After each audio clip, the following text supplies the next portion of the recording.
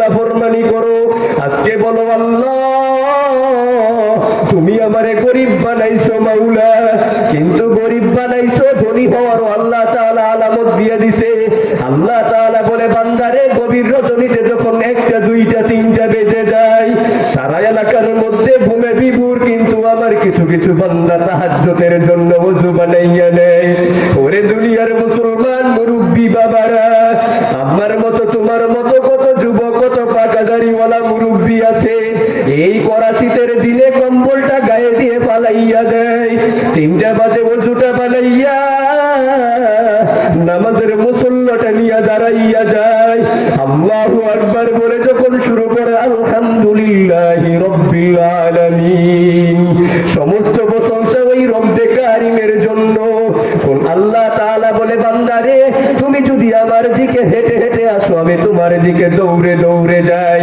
আল্লাহ তাআলা বলে বান্দারে কত কিছু চাস আমার কাছে, কত দোয়া করিস, কিন্তু আমার সাথে দোয়া করবি তখন যখন নেক আমল করতে পারবি। তুই যদি আমার সাথে বেঈমানি করিস, তার মানে এটা না আমি তোর খানা বন্ধ করে দিব। ওরে দুনিয়ার মুসলমান,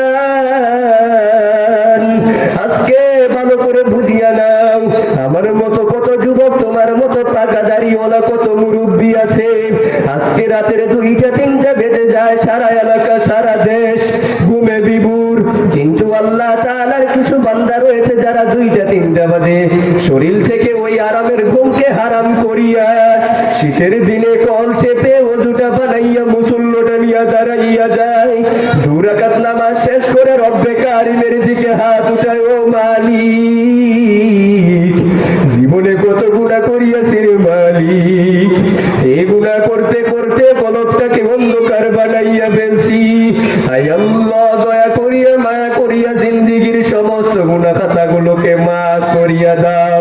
ওরে দুনিয়ার মুসলমান, বুঝো না বুঝবা কিভাবে?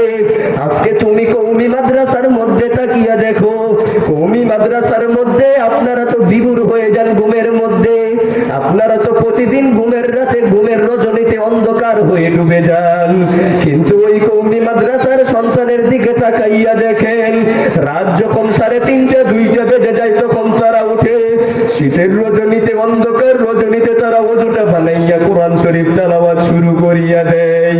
ওই কওমি মাদ্রাসার মধ্যে এখনো হাফেজ আলেম তৈরি হচ্ছে, এই কওমি মাদ্রাসার ছাত্রদের কারণেই সারা পৃথিবীর ইসলাম এখনো বেঁচে আছে। সারা পৃথিবীর মধ্যে যতগুলা কওমি মাদ্রাসা